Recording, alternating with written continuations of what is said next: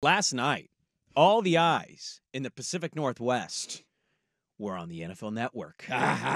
Bo Nix making his preseason start for the Denver Broncos. He debuted in their first one. He started for Denver yesterday against Green Bay. First home game. Had a nice little game for himself. He did. Thought he had a tutty early. I was watching this doing my gambling show, and then I hadn't seen that he had crossed the line of scrimmage by 2 yards. I yelled at my TV when that happened, and then they didn't. I didn't have the volume up. I was like, "Why is that counting?" He was clearly past the line of scrimmage. He had Packers in the when points, you watch didn't it, you're you? like, and I did not have Packers in the points. I just was like, "Why are we allowing this?" And then they reviewed it and they took it off the board. Well, he ended up having a nice start for himself, and everybody in Denver has come to the same conclusion that everybody here has been saying for weeks. Like, Stidham sucks. Yes. Threw a pick last night in relief of Nix. And Sean Payton still playing this game. Well, listen, he's played well. I'm not announcing any starting quarterback tonight, or I'll let you guys know when the time comes. But I thought he played well. You know, the one penalty, which was, right on the line, it was tough. It was good. It was a pretty heads-up play. He did a good job at the line of scrimmage with some checks. You feel his comfort level as he continues to get used to the calls coming in, and you kind of feel the poise when he's playing, and the other two the same way. I said this last week. I like the room, so their job is to lead their offense down the field and score points, and they all had touchdown drives. But I thought he was sharp. Obviously, I think he was 8 for 9, and. He does a good job of distributing the football, understanding the zones, man-to-man, and what coverage concepts we're getting. But overall, I was pleased. What a liar. Not going to name a starter. Come on, dude. We all know that it's going to be Bo Nix. What are we doing here? This feels like one of those old-school coaching tactics, and I feel like he's done this the entire preseason. Like, it started naming Nix third on the depth chart and then not starting him in the first preseason game, and then he plays good in that game, gets to start in the second preseason game.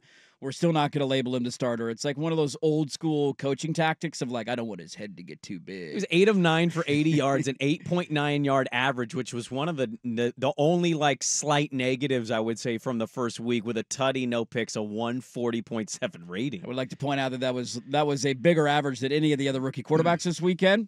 No, yeah, I know. So I went and looked through it. It was the biggest one. Check down Charlie. That's why I mentioned it. Check down Charlie. Well, he had a couple of check downs, but it doesn't matter because he did have some really nice throws down the field in pivotal third down, second and longs. Like, he looked every bit the part as the starting quarterback. Now, I'm not going Colin Cowherd and proclaiming that he is the best quarterback of this crop because we've seen him for a start and some relief, but that's certainly something, Andy, that's going on here of a lot of people now starting to bet on the Bo Nix Offensive Rookie of the Year options. Well, I saw the Cowherd clip. I understand to a certain extent what he's saying. I'm not in full agreement either, but his main argument is that all these other guys have defensive head coaches, and he has an offensive head coach who I think many would argue he fits well in that system, and so he should hopefully be able to thrive. And that's kind of the take since he was drafted by Denver. You thought, that's a good fit. I could see that, right? Very similar to Drew Brees, get the ball out quick. It's what we've talked about since going all the way back to April. I want to say now that he has had 7 drives in the preseason, and I think he's scored on all 7 drives. Yesterday was interesting. He's had a lot of success, yes.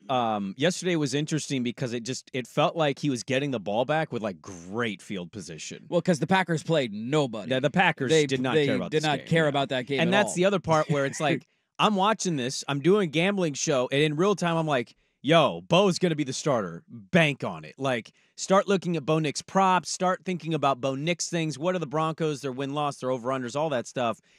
And I'm also like, Green Bay's playing, not a soul. Nobody. And so it's like sometimes it's not an anti-Bo Nix thing, though I am on record saying I don't think he's a franchise guy. He's looked great, but I also we do this with so many players of like, hey, look how good like Zach Wilson's also having a great preseason according to some. And I'm like, I know what Zach Wilson is. I don't need to talk myself into anything. And so that's my only hesitancy is Green Bay played nobody. Well, it's also like you shouldn't watch 2 preseason performances and have it draw some big conclusion that he is going to be C.J. Stroud this year, right? Right. Like, I think there's important. a difference between saying like he looks competent, he clearly understands the offense, he's identifying his reads, where he's been in, like the efficiency that he has played with through 2 games is exactly what you saw at Oregon. Yes. Will that continue with the regular season? No, because he's going to go against starting defenses all year, and you got to go on the road, and there's all this stuff. Like, no, he's not going to play at that level. But I think he has shown you everything that you at least would want to see. An understanding of the offense, an understanding of what defenses are doing, using his legs, scrambling around and making plays, pushing it at times down the field when he needs to, understanding his checkdowns. Like, he's checked all of the boxes that he needed to win the starting job. Starting Jared Stidham makes no sense. And stop with the Zach Wilson's having a good camp thing. We know he's starting. We know who's starting here. And so Denver dragging this out is kind of funny. I'm not drawing any big conclusion about what it's going to mean for this year. All it means is he's looked really good through 2 preseason games, and that's why he's going to be the starting quarterback of the Broncos. Whether you're a Bronco fan or you're a Duck fan rooting for him, I think all you can ask for so far is what you've seen. And that's like, hey, this guy's playing good. Looks good. He's playing good. Now you go to Seattle in week 1. Yeah, that's interesting. Redemption against the city. Is it Seattle or L.A.? I thought they were in Seattle. They're in Seattle. Is it Bo Seattle? Nix revenge game against the entire state of Washington. Right. This one counts. This one counts. Hey, I'll tell you this. Can't say he never won a rivalry game. That's right. I know they're going to do some cheesy TV package on this, but like a real, like, cool little 3-part podcast idea for anybody in Denver.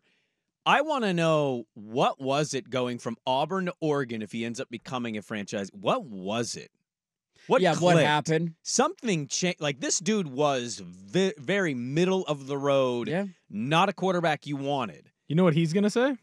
He got married.